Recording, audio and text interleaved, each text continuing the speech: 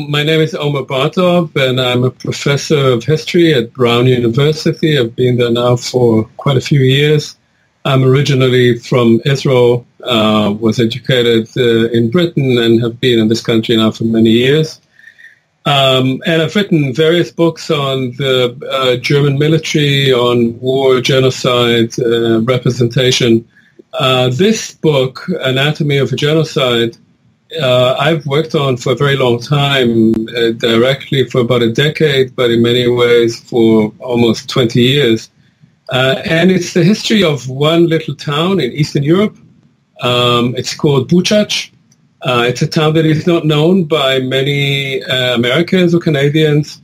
It is relatively known in Israel for one reason, that a very well-known author, the only author in the Hebrew language to receive the Nobel Prize in Literature, came from there, was born there, and wrote much of his oeuvre is really about that town and that Jewish civilization in Eastern Europe that was destroyed by the Nazis.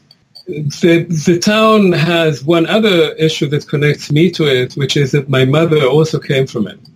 And so I also have a personal connection with it. But I did not think that I would do anything with that until about 20 years ago, when I spoke with my mother about her childhood in 1995 and started thinking that it might be interesting to investigate what happened in one little town in Eastern Europe during the Holocaust. So in many ways, the initial the trigger for this undertaking was a question that had to do both with a personal issue, but also with a larger question, which is how does genocide actually take place in one place, in one location? There were many books on genocide, including obviously on the Holocaust, but they often took a view from above. And I was interested, as I had been many years ago, in looking at events from below, at how things occur on the personal, local level. So this was really what I started thinking when I began researching this book. Yes, I should say that when I began this this project, I thought that it would not be that hard because it's a very small town. It had about 15,000 inhabitants then, as it does now. And I thought, well, how much material could I find on this one town? I was worried that I wouldn't have enough. And 20 years later, I have an entire archive at home dedicated to this town. So I found documents relating to this town in 9 different countries, in Russia, in Ukraine, Poland, Austria, Germany, France, Britain, the United States, Israel, and in 9 languages. Which cover these countries, including Yiddish, which doesn't have a country. What I discovered was that if you actually begin to investigate what happened in one town over a long period of time, which was my intention, I wanted to do a longue durée history, a history over an extended period of time leading to this final event, then there are multiple documents. So first of all, I did find a lot of formal official documents, archival documents. Secondly, as you rightly say, I was also interested in something else. I was interested very much in the voices of the people from that town. In a sense, I wanted to write a biography of this town, a biography in the sense of what the town tells me. And the town did not have only one voice, it had many voices. First, because there were many people there and people have different views and memories. And secondly, because it was largely divided into 3 ethnic and religious groups, into Roman Catholic Poles, Greek Catholic Ukrainians, or Ruthenians as they were called originally, and Jews. And each group had its own story to tell. And so for the earlier periods, I found diaries, I found memoirs, I found bits of literature.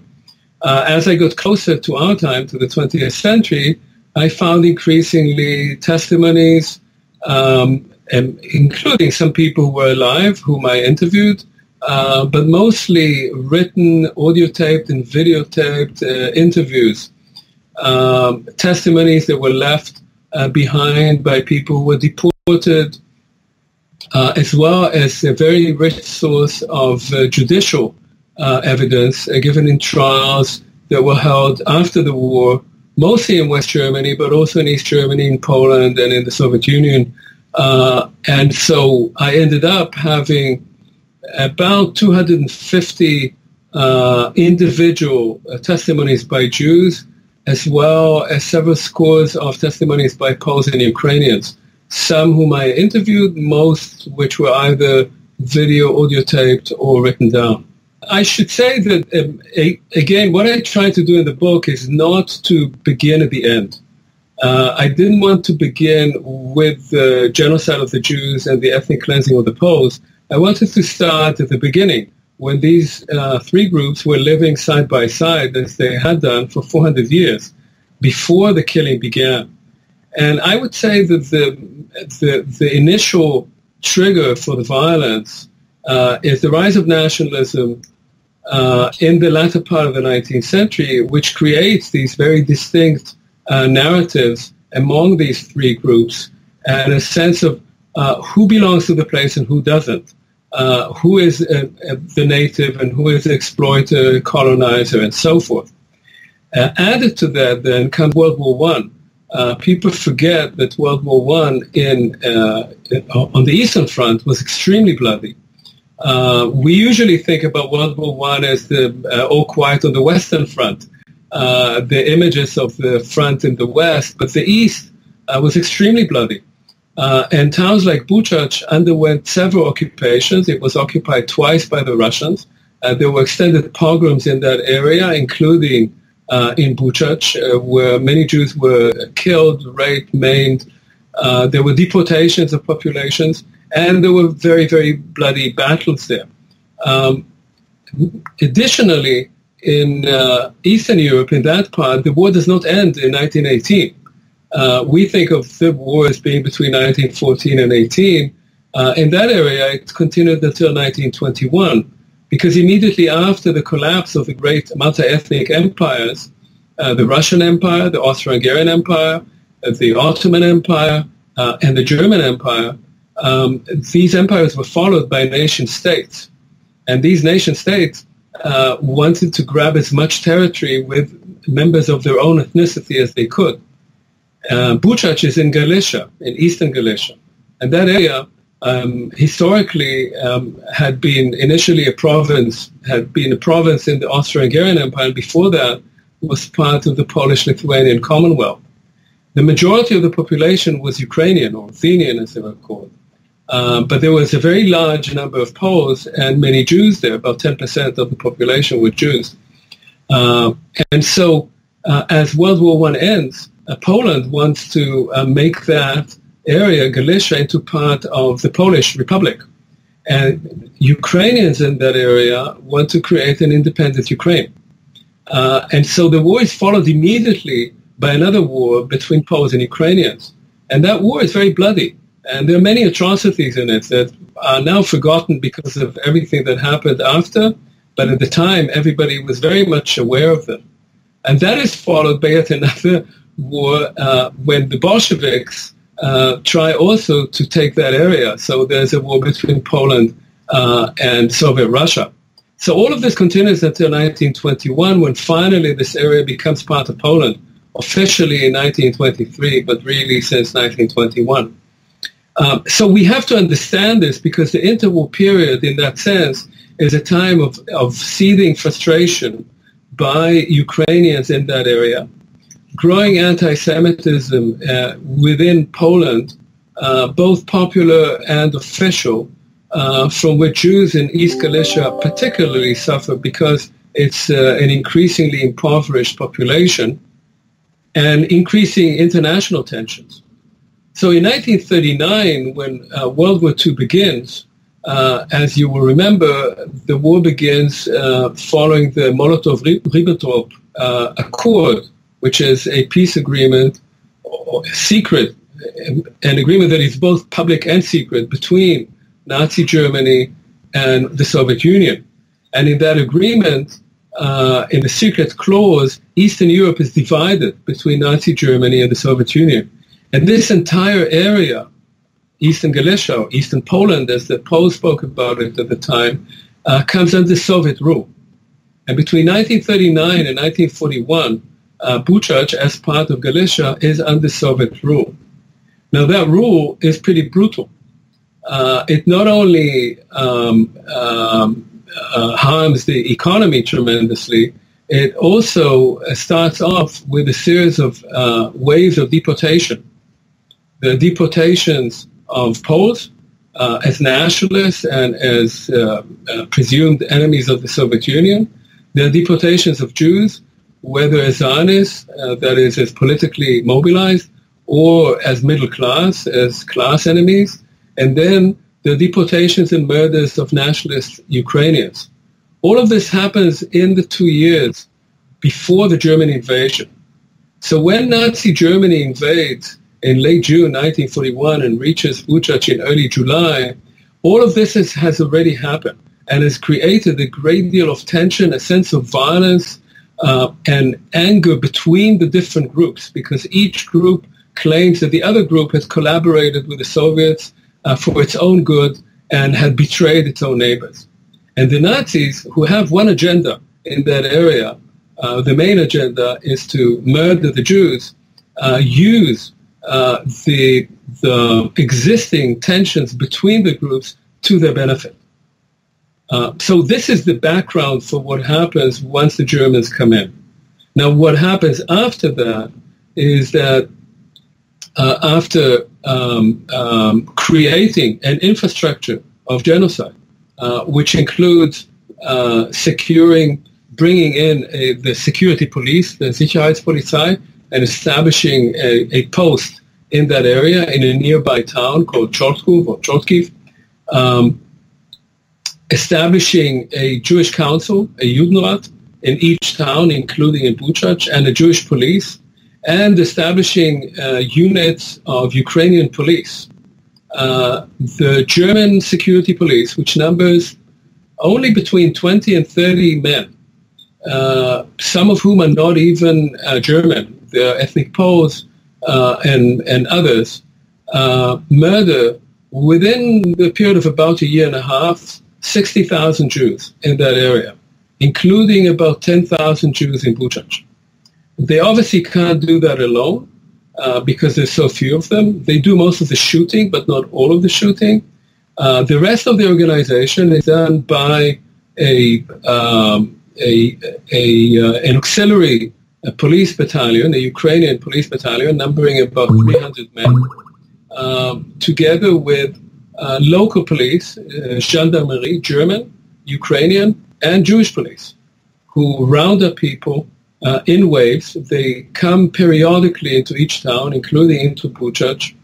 Initially, after the first mass killing of the elites, as they call it, in summer of 1941, it takes until the fall of 1942.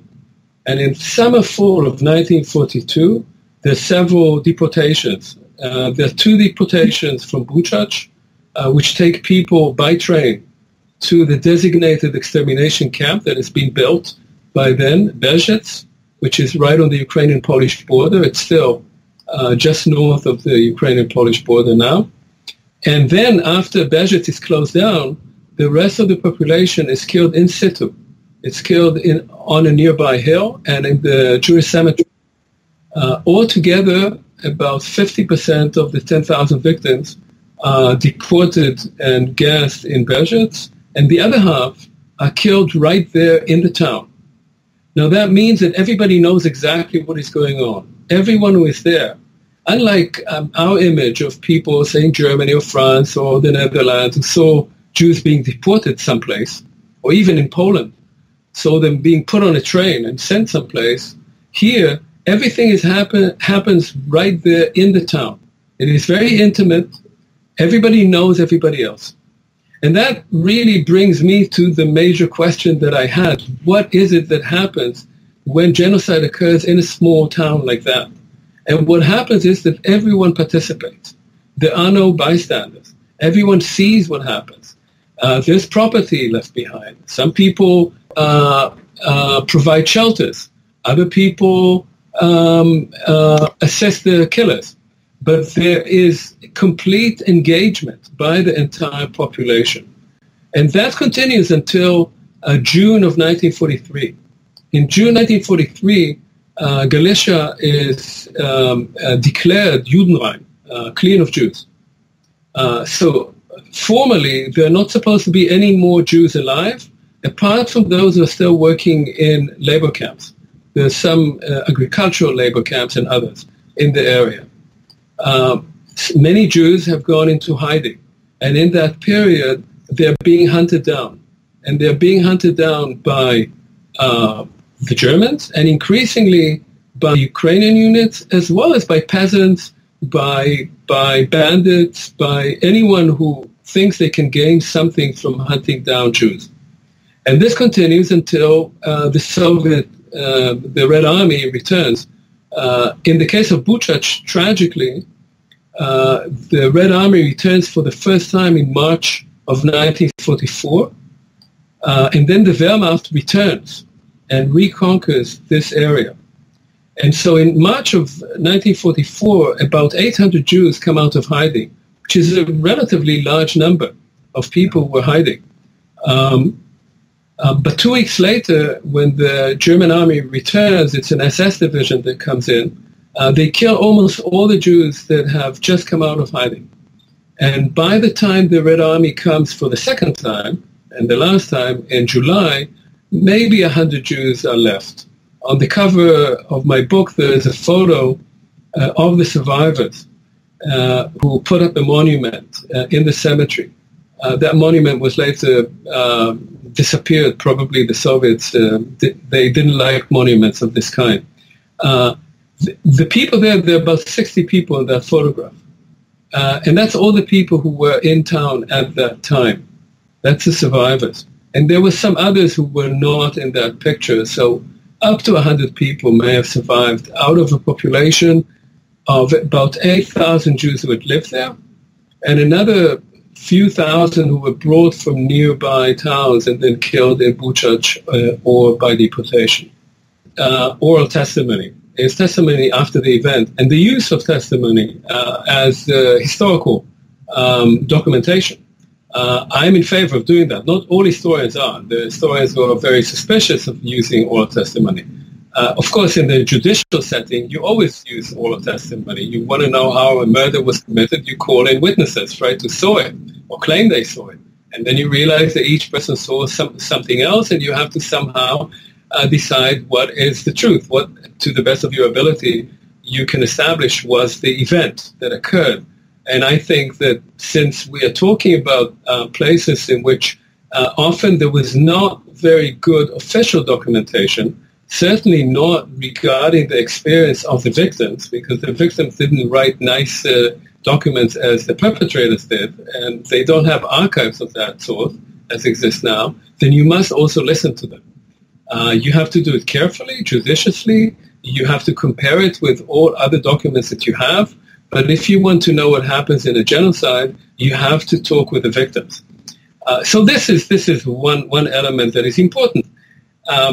Now, when you talk about something as fraught as what happened in a town like Buczacz, and for that matter in many, many other genocides as well, as I said, initially my question was, how does genocide happen? That is, when Germans came to a town like Buczacz, I did not believe that they had simply dehumanized the victims and then didn't see them anymore as human beings, and then it was easy to kill them. That's the usual kind of explanation. I thought they must have gotten to know some of those people.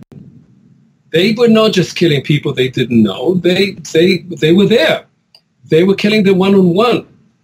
It was not like the extermination camps where you never actually saw your victim, or people in neighborhoods, nice neighborhoods in Berlin, who just saw their Jewish neighbors being put on a train and shipped off to the east. This all happened in one place. And so when I started looking at that town, I realized that indeed the Germans got to know the Jews. They were their cleaners, they were their babysitters, they were using them until at some point they killed them. So that was one thing that I discovered. But the other was that obviously it wasn't just about Jews and Germans. In that town, as in many, many other towns, hundreds of towns, there were others there. And in the case of Buczacz, as in much of the rest of Eastern Galicia, there were Poles and Ukrainians. And so the event is not only an event of the Germans coming and killing the Jews and the Poles and the Ukrainians watching. First of all, people do what people do. You live in an apartment house. The family on the fourth floor, which has a nice view and has a piano, has just been taken out and shot. Maybe a couple of them were shot on the street. The rest were shot on a nearby hill. You hear the shots. You see the blood. You know they're gone. And they were friends of yours. Their daughter studied for school with your daughter. But now the apartment is empty. If you don't move in, the neighbors from the third floor are going to move in. So you move in. You haven't done anything. You haven't collaborated, but there's a nice apartment with a piano. So why not you? Why others? This is what happens in these sort of cases. And that can lead, obviously, to all kinds of other views of what happened and to how you speak about it subsequently, right? So what I'm saying is that this is a much more complex social scene. Secondly, when Jews testify, many of the Jewish testimonies are really not so much about the Germans. Jews from that area, those who survived and talked about it, speak mostly about their neighbors because they knew their neighbors better than they knew the Germans and because they depended on their neighbors. Because the only way to survive was if somebody helped you. If somebody who was not a Jew helped you. And it was rare, there were some cases, but it was rare the Germans would help you. So you needed shelter from your neighbors, from villagers, from people who had worked with your father or knew your grandfather, or somehow to find shelter. At the same time, those who were sheltered, the only way for the Germans to find out where they were, because they didn't know the area, they didn't know the languages, they couldn't distinguish between one person and another, was denunciation. And so the experience of Jews who speak about that time is very much about their neighbors. They often start by saying, oh, the Ukrainians, they were all murderers. And then they tell the story of how they survived, and you can see that their story is a story of rescue and betrayal. Betrayal and rescue. They were hidden by a peasant, another peasant betrayed them. They went to another place, a friend of the family would not let them in. They went to another place, a poor peasant took them in, protected them, gave them the mashed potatoes. It is all about that. It's actually not about the Germans. But if you look at how Poles and Ukrainians speak about that period, Poles and Ukrainians were not terribly interested in what was happening to the Jews. Because Poles and Ukrainians increasingly, as of 43 certainly, are much more interested in fighting each other. Much of the testimony that you find by Poles and Ukrainians, including the underground leaflets by the OUN and the UPA and the AK and all those people who are active there, is about what the Ukrainians are doing to us or what the Poles are doing to us. It's all there is a war going on there, a very bloody war, which ends up with the ethnic cleansing of the Poles by Ukrainian nationalists, which is then continued by the Soviets when they come and deport the remaining Poles into what is made into post-war Poland. And so while Jews are very concerned about how their neighbors behave with them, their neighbors are concerned with each other. And the Germans are not very interested in the war between the Poles and the Ukrainians. It's really a sideshow for them. They're not really on one side or the other. They're interested in either killing the Jews or fighting the Soviets and ruling the area. As the rule starts disintegrating, the violence between the Poles and the Ukrainians increases. Added to this is the fact that the OUN and the UPA often, when they get a chance and they see some concentration of Jews, they kill them. That happens even at the end and even after the Soviets return. Many Jews who remained in that area after the liberation leave within the first year because there are many killings of Jews in the area by activists of the OUN-UPA. So this is why the picture is so complicated. It's both that there is an oral testimony which you have to carefully figure out, and because the scene itself, the objective reality is so complex, and each side has a completely different story to tell. I should add one thing, and I sort of wrote about this many years ago in the context of German history. It struck me how much, how important that was within that local history. In these cases, everybody sees themselves as victims. Seeing yourself as a victim is not just something that makes you cry and weep over your fate. It's also something that makes you very active. It legitimizes violence. The Poles see themselves as victims of Ukrainians, right? Because they were ethnically cleansed by Ukrainians. Ukrainians see themselves as victims of Poles because the Poles ruled over them and subjugated them. And they have a long history of having been serfs of the Poles and, going back to Khmelnytsky. And the Jews see themselves as victims. There's a long story of, the story of Jewish victimization, which is almost part of what Jewish identity was, that they were always being persecuted. The Germans too saw themselves as victims. The entire Nazi undertaking started off as a sense that Germany had been victimized. Possibly the only group there that is active that don't see themselves as victims are the Bolsheviks. They have a somewhat different worldview. All the others are victims. And as victims, they victimize everybody else and come out feeling that they were the primary victims of that period. Well, I should say first that this book for me, and that's one reason it took me so long, was it was like taking an extended course at the university. I started off I knew a lot about the Third Reich, I knew a lot about World War II, but I didn't know much about Eastern Europe. I hadn't studied, I was not trained as an East Europeanist, and I had to start from scratch. I also had to study medieval history and early modern history of that area, and many things that I did not know. So first of all, it was just very interesting for me. The older you get, the more likely you are to sort of keep doing what you've always done. And to me, it was very good intellectually to start doing something completely new, to learn things I didn't know, languages, histories, different questions, different archives. So in a way, I was learning from the very beginning, and everything was new. But there were within that moments that were particularly revealing. I wrote in the past about the crimes of the German army on the Eastern Front and the involvement of the Wehrmacht, which at the time when I wrote my dissertation, I finished my dissertation in 1983. My first book came out in 1985.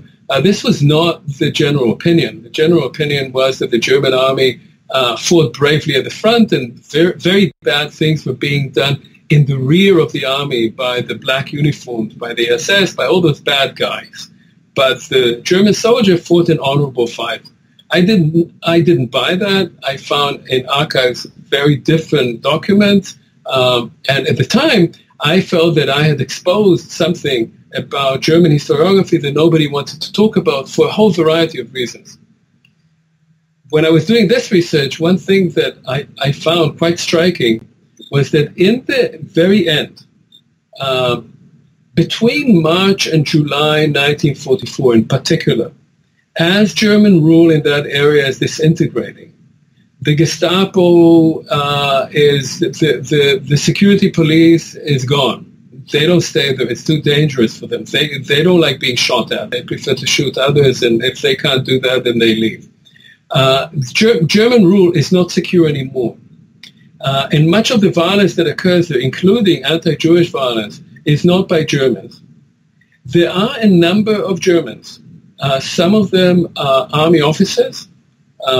Some appear to be officers who come from the east as the Wehrmacht is retreating, and they come to that area and they see what is going on. Others are agricultural officers. There are people really in charge of labor farms, of agricultural labor, where there's Jewish slave labor. They begin helping Jews against the population that is out to kill them. And in fact, many of the testimonies that I have exist thanks to a couple of Germans who had decided that they were going to defend the Jews who were under their control. The last of them stays in a town nearby, in Tłuste, which is near Buczacz, where there were many people from Buczacz who had fled to. He stays there until a few hours before the Red Army comes and protects those several hundred Jews, well, there are about 600 Jews. Tragically, just as the Wehrmacht retreats, and as the Red Army comes and liberates that area, again, liberation is a complicated word in that area, but for the Jews, it's liberation. Just as the Red Army comes in, one German airplane arrives and drops several bombs and kills a few, quite a number of those few survivors who are mostly ill and mostly in barracks. Some of these barracks burned down because of the bombs and people are burned alive. Those who survived everything and had actually survived there at that point because of this German officer.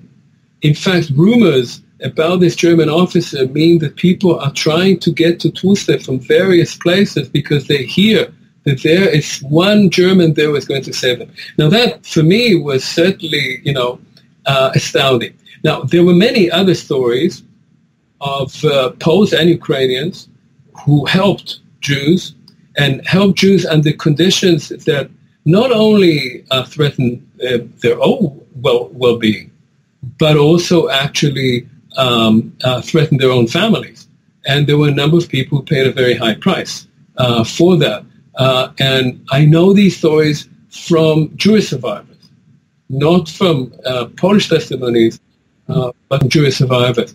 And those two are extremely important. See, I mean, for me, I think ultimately there is a tendency to tell the story of genocide and the story of the Holocaust as a sort of predetermined story. And that ultimately nobody had a choice, as you said earlier.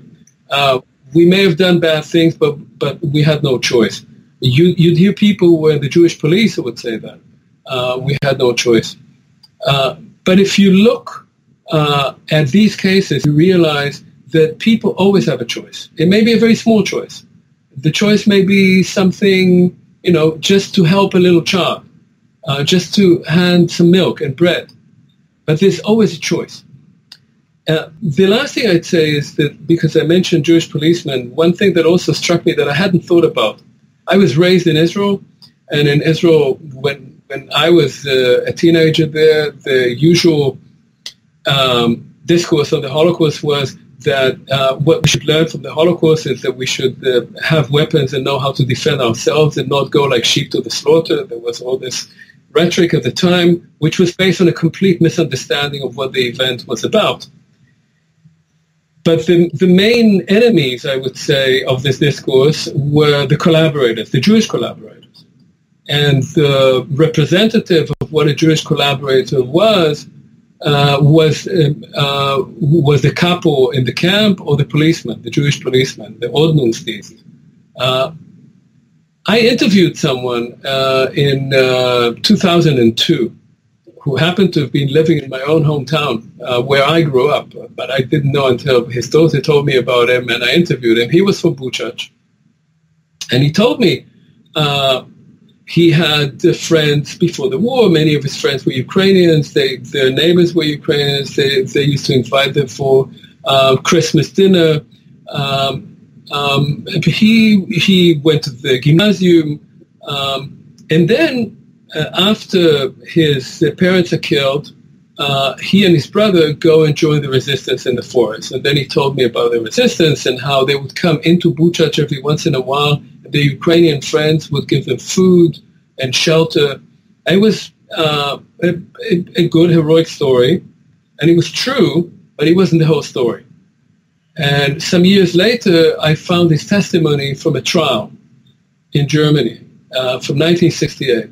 And in that trial, the defendant was a German policeman who had served in that town.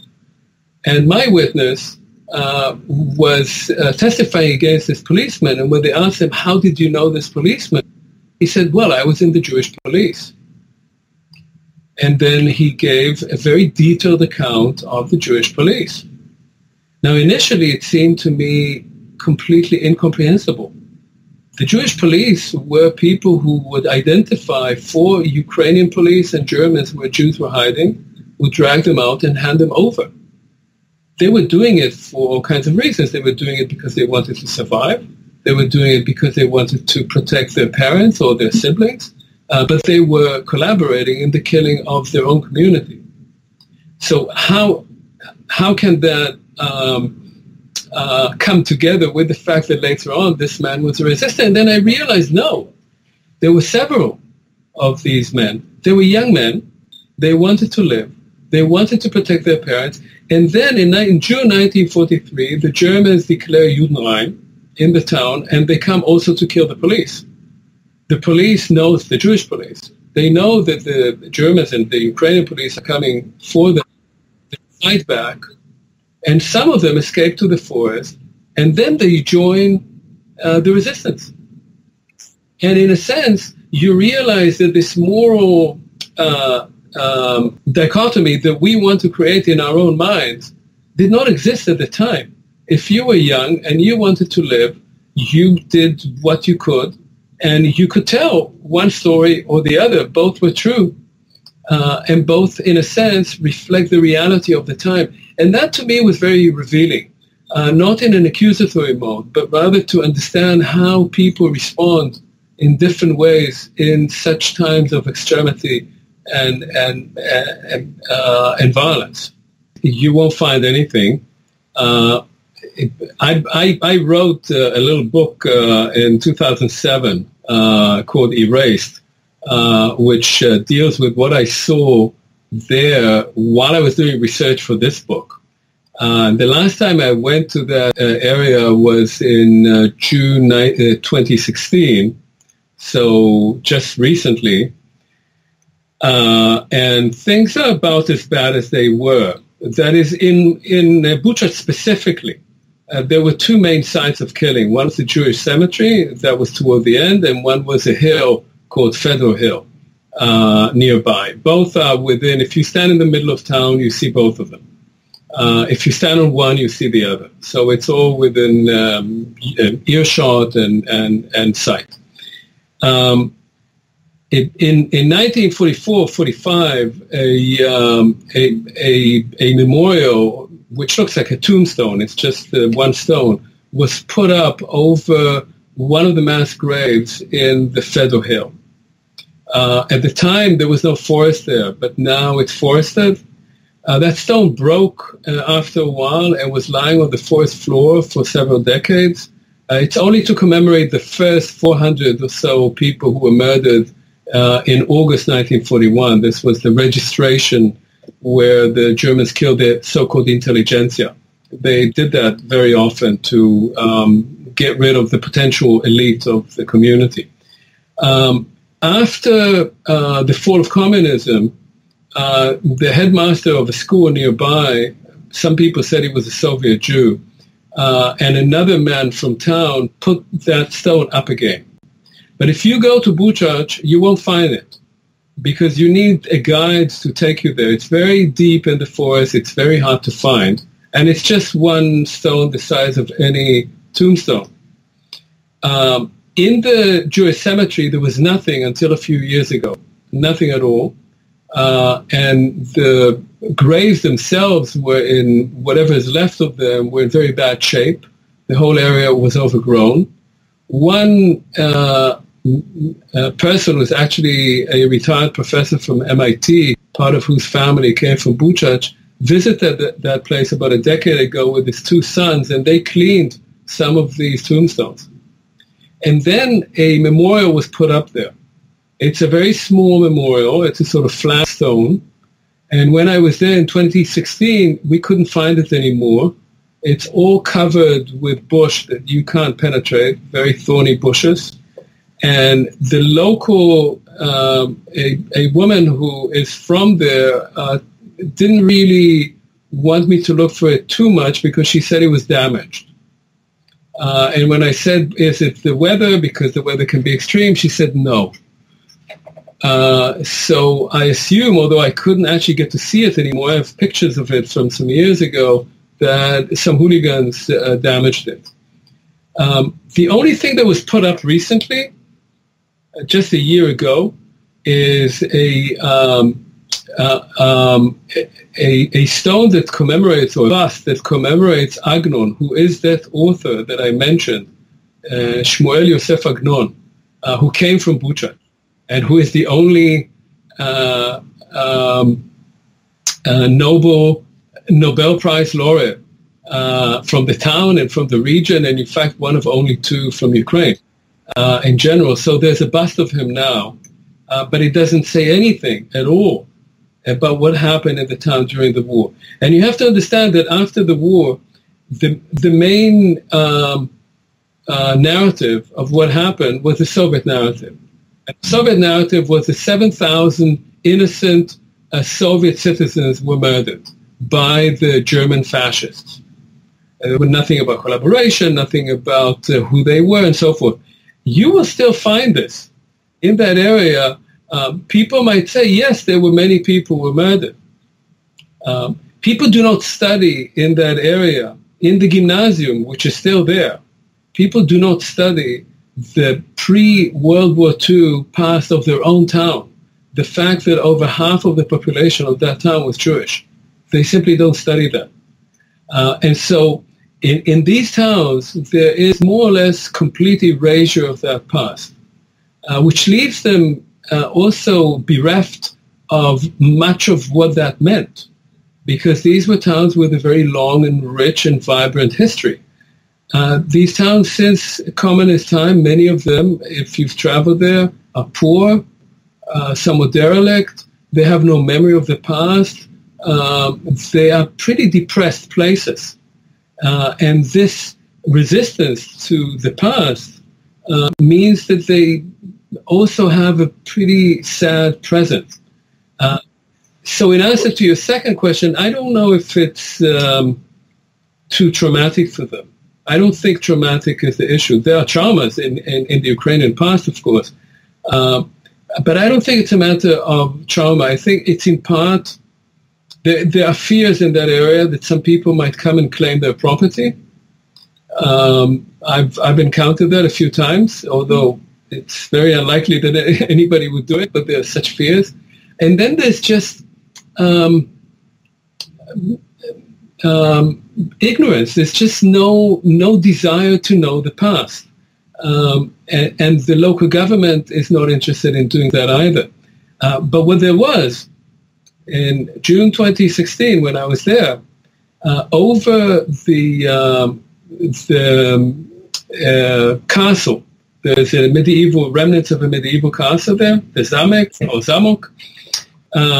Over that castle, there was a flag. And the flag was the flag of UPA. And that is a kind of revival, if you like, of nationalism that has to do with the Russian invasion and with what is happening in the East. And a number of young men from these towns have served in the military and have been in the East. So if any past is coming back, it's the past of the liberation fighters of World War II, but not the past that preceded that, and not the entire story of what happened in the war. Ukrainians are still a bit reticent, is a good way to put it. There are some young Ukrainian scholars who have done very good work and are trying to do more. Within the Ukrainian context, Ukrainian universities, it's very difficult. There is a lot of resistance, apologetics, discomfort. I encountered it many times. And it was getting better, but I don't think that the events of the last few years have helped, because of now there's a new kind of patriotism, and that's totally understandable, but it makes thinking about the past even more difficult. If you think about Poland, and in some ways, Polish scholars and Ukrainian scholars and intellectuals often also look to Poland to see what is happening there, as Poles often had looked to Germany. It's kind of ironic and paradoxical. Poland, as you know, went through a major revival of historiography. And there are many important Polish works But again, in the last few years, as you know, there's been a backlash. And the backlash is not only from the top, because there's a very right-wing nationalist government now, but also from others who feel that they're fed up with all these Jan Tomasz Gross and Jan Grabowski and all those people who are telling them that Poles had actually been involved in killing Jews and not only in fighting Germans. And I think that is, so in part you can identify that as something that is specific to each country and to its own very specific historiography and contemporary problems. And in part you can identify that throughout post-communist Eastern Europe. There are these two narratives that are competing. One is we were under Soviet rule, the communists had oppressed us. There is a tendency to identify communists with Jews, speak of the Judo-Komuna. And another, which is we have to face up to the past, we have to face up to the Holocaust, we have to face up to a history that is not as we had wanted it to be. And these two are competing with each other. No, this is fine. My mother came to Palestine in 1935 with her parents and her two brothers. She never thought of herself as a survivor. She left Poland before the war. She had only good memories. She didn't have bad memories. There was some memory of visiting Kosiv, where they had to lock the houses late at night. But otherwise, she said most of her friends were Ukrainians. She spoke Ukrainian on the street. She studied in Polish in school, and she spoke Yiddish at home. And she had only fond memories. So I don't think there was a trauma in that sense. She was not traumatized, and I was not. Obviously, after I talked with her about her childhood, we said, well, maybe she had not been there since 1935. She said, maybe we should go together. I said, yeah, maybe we should. But we didn't, because shortly thereafter she became ill and she died in 2018, in 1998.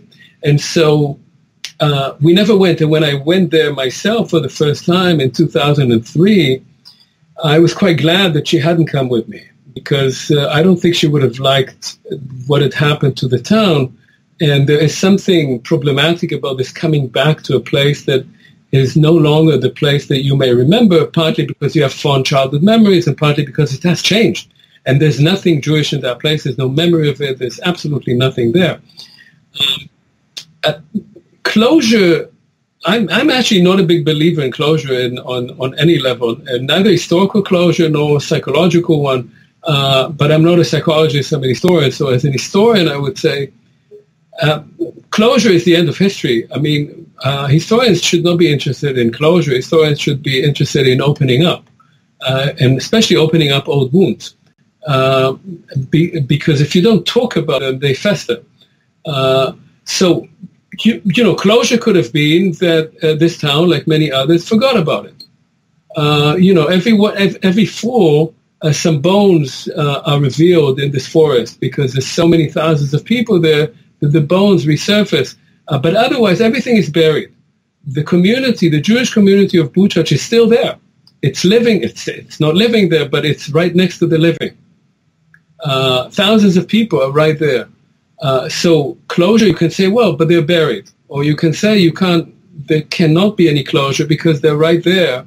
And unless we bulldoze the entire area, and the last Jewish building was bulldozed there in 2001, the study house that Agnon wrote about was bulldozed by the mayor because he wanted to build a shopping center. Unless you bulldoze everything, you're still living with that. And it's better to know it and to write about it, and not with a sense of guilt, but with a sense of responsibility to your own past, to your own history. Well, first of all, I should say that I very much enjoyed this, speaking with you. You know, what I tried to do in this book is complicated, and maybe that's why it took me so long. What I tried to do is to write a book that will read in a way that people who are not very familiar with this history will learn something from it and will, in a sense, I don't know if enjoy, but at least feel that they are reading something that tells them, gives them an important segment of the past in a different way. And so this is, I'm a scholar and I've used a lot of archives and so forth. In fact, I've never done as much research as I did for this book. But I tried to write it not in a way that would reveal all this infrastructure of research, but rather in a way that would be accessible for people who are just interested in the past and interested in those elements of the past, to tell the story of one place. And I think that if you can tell the story of one place well, a place like that, maybe you are thinking about Rwanda, maybe you're thinking about Bosnia, maybe you're thinking about Cambodia. You may think of many traumas that happened in the 20th century. You can learn about them from this too, because it's really an attempt to empathetically, not in an accusatory mode at all, but to empathetically tell the story of a place and its tragedy. Thank you very much. Thanks for doing it. Okay. Bye-bye.